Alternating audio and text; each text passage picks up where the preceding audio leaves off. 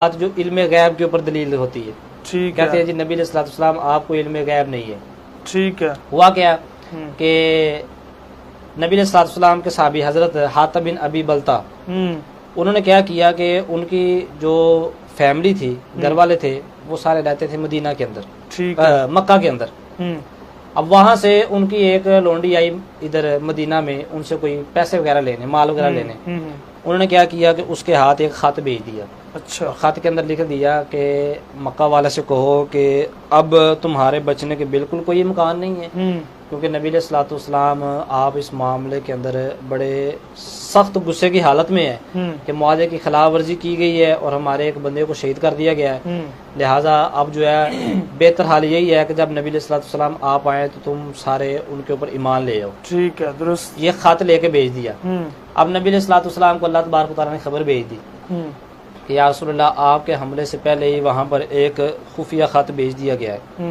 نبی علیہ الصلوۃ والسلام آپ نے حضرت علی رضی اللہ تعالیٰ عنہ، حضرت زبیر رضی اللہ تعالیٰ عنہ اور حضرت مقداد رضی اللہ تعالیٰ عنہ تینوں کو آپ نے فرمایا کہ وہ فلاں مقام خاک پہ جاؤ، وہاں پر ایک خاتون ہے ہدج نشین، یعنی وہ ہدج کے اندر بیٹھی ہوئی ہے، ٹھیک ہے اس کے پاس خط ہے، اس کے پاس جا کر خط تلاش کرو، اگر تو وہ خط دے دے تو اس کو چھوڑ دینا، لیکن اگر وہ خط نہ دے تو پھر اسے قتل کر دینا۔ اللہ۔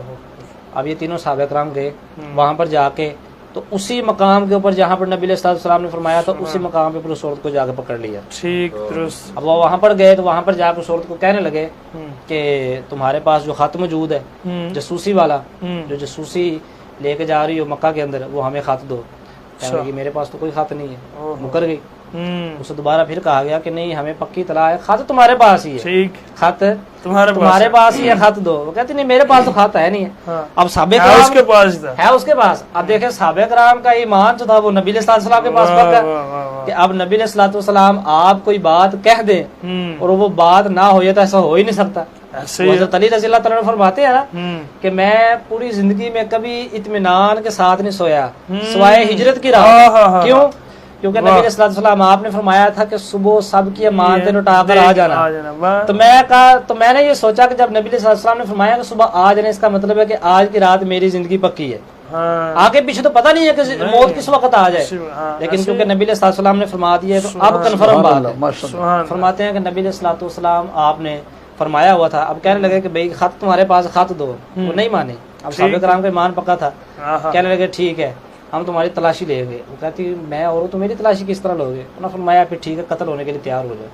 اس نے کیا کیا دیکھا، جب ڈر گئی پھر اس نے اپنے بالوں کی مینڈیوں میں سے خط نکال کر دیا، کیونکہ اسے پتہ چل گیا تھا کہ یہ اب ٹلنے والے نہیں ہیں۔ انہوں نے کہا تھا کہ خط تیرے پاس ہی ہے، خط تیرے پاس ہی ہے۔ اب وہ خط لے کر آئے اور آ کر نبی علیہ الصلوۃ والسلام آپ کو جب خط دکھایا، آپ نے فرمایا، پھر آپ نے اس صحابی کو بلایا کہ آپ نے یہ خط کیوں بھیجا؟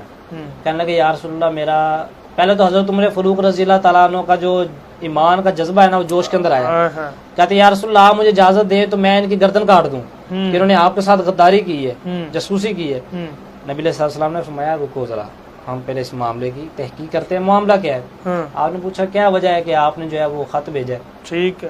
کہنے لگے یا رسول اللہ، اصل میں بات یہ ہے کہ میرے وہاں پہ خاندان والے موجود ہیں مکہ کے اندر، ٹھیک ہے۔ اب باقی جو لوگ ہیں جن کے خاندان وہاں پہ موجود ہیں ان کے پیچھے کوئی نہ کوئی رشتہ دار ہے جن کا خیال رکھتے ہیں، اب میرا ایسا کوئی خیال رکھنے والا پیچھے نہیں ہے، تو میں نے سوچا کہ میں ان کو یہ خط بھیجتا ہوں، اور جو فتح ہے وہ تو آپ کی یقینی ہے، فتح آپ کی یقینی ہے، تو میں نے اس لیے بھیجا تاکہ یہ خط چلا جائے اور وہ اس بہانے جو ہے میرے ساتھ وہ ہمدردی کرے اور میرے خاندان کا خیال رکھے۔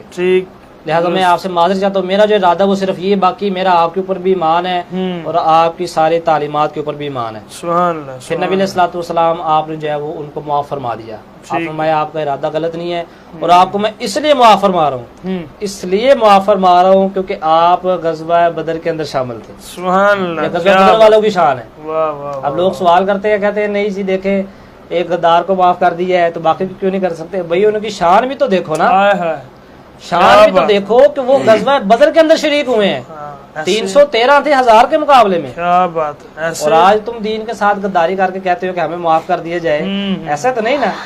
یا تو تم پہلے بدر سے چکر لگا کے آؤ، ٹھیک ہے، تو پھر آؤ نا، پھر آپ بعد اب میں تم مقابلہ کر رہے ہو ان کے ساتھ ہاں۔ جنہوں نے غزوہ بدر کے اوپر سارا کیا، پھر انہوں نے اپنی ساری وجہ بھی پیش کی، اور نبی صلی اللہ علیہ وسلم کے سامنے جو بات کی جاتی ہے دل کے اندر تو بندہ کوئی کھوٹ بھی نہیں رکھ سکتا. اب یہ بھی نہیں ہو سکتا ہے کہ انسان منہ پہ کچھ کہے دل میں کچھ ہو. سارا معاملہ ہوا تو پھر نبی صلی اللہ علیہ وسلم آپ نے انہیں معاف فرمایا.